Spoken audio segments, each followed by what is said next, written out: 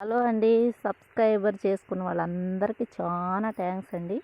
అలాగే నా వీడియోలని లైక్ కొట్టే వాళ్ళకి కూడా చాలా చాలా థ్యాంక్స్ అండి. ఊరికే వీడియో చూడకుండా ఒక లైక్ కూడా పడేయండి నా మొహాన. అలాగే ఇదైతే సొరపోదండి, ఒకటే ఒక గింజ. అంటే పోయినసారి ఇదంతా సొరతీగలు పెట్టాను, వాటిలో విత్తనాలు రాలి మొలిసినట్లు ఇది ఒక్కటి మాత్రం మిగిలింది గడ్డి ముందు కొట్టంగా. చూడండి, అక్కడి నుంచి పెట్టుకొని ఇదంతా పాకిందన్నమాట, ఒకటే పొద. దీని కాయలు చూద్దరు కానీ చూడండి,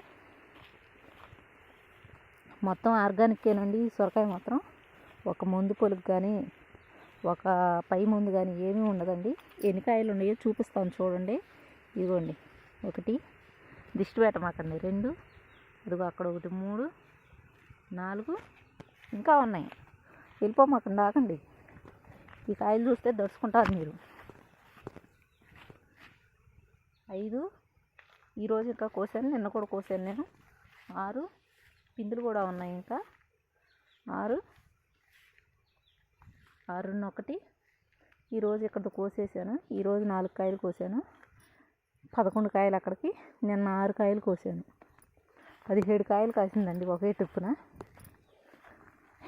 మంచి విత్తనం సొరతీగ ఇది. ఈసారి ఈ విత్తనం ఉంది, ప్యాకెట్ నా దగ్గర ఉంది. ఈసారి పెడతాను నేను. ఎవరన్నా పొలాల్లో పైరేసుకునే వాళ్ళైనా ఇళ్ళల్లో పెంచుకునే వాళ్ళైనా విత్తనం తెచ్చుకోండి, చాలా బాగుండిద్ది. ఆ ప్యాకెట్ నా దగ్గర ఉంది, ఈసారి నేను పెడతాను.